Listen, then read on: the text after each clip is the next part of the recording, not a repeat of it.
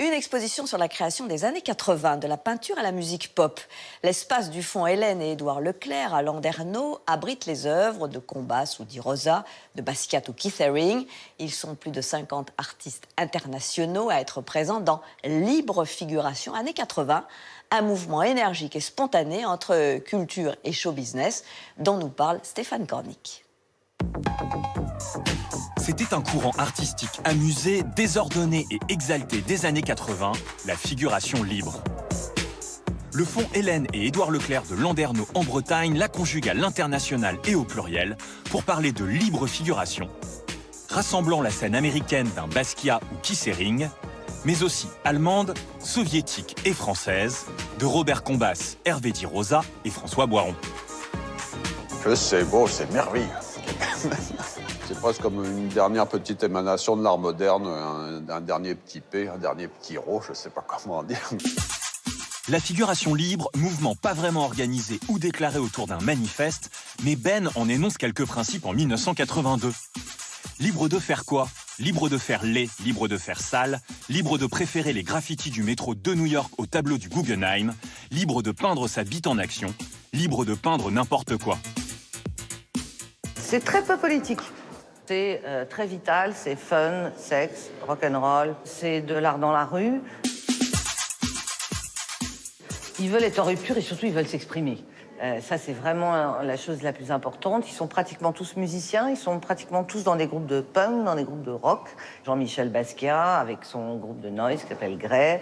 Combas qui a son groupe rock Les Démodés avec Buddy Di Rosa à 7. Enfin, ils ont tous des groupes, ils sont tous musiciens ou presque.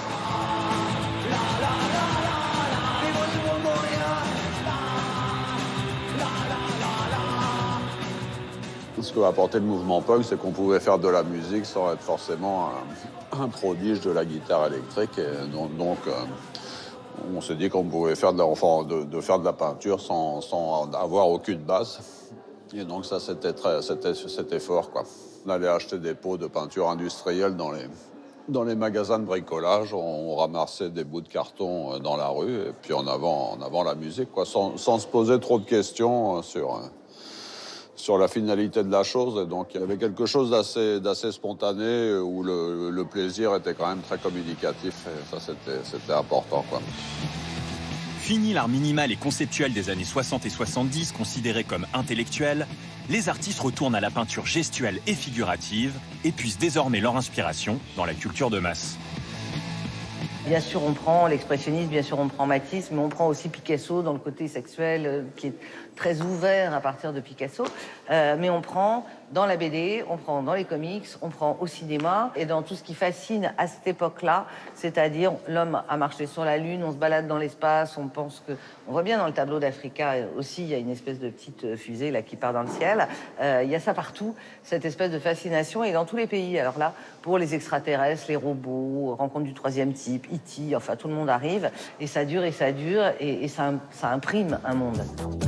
La communication est établie, les artistes échangent de plus en plus d'un foyer à un autre et se retrouvent souvent pour s'amuser et faire la fête. Où que ce soit, les capitales sont des endroits où il y a des boîtes de nuit, où on fait la grande fête. À Paris, c'est le palace, c'est les bains-douches, c'est le tango. À New York, il y en a plein. À Berlin, c'est la jungle. Où justement Ben va rencontrer Castelli, Fetting. C'est là, et Salomé, c'est là que les liens se font. Et même dans le bloc de l'Est, la démarche émancipatrice était partagée. Le rideau de fer n'a pas été détruit par les dissidents ou les activistes politiques. Il est tombé grâce aux guitares et à la peinture aux couleurs sales. Les artistes montraient des choses que les autorités ne pouvaient plus contrôler. Au milieu de ces œuvres, on se rend compte d'une époque. N'oubliez pas que Keith Haring se faisait arrêter à New York pour son art, tout comme des artistes soviétiques chez eux. C'était une tendance internationale.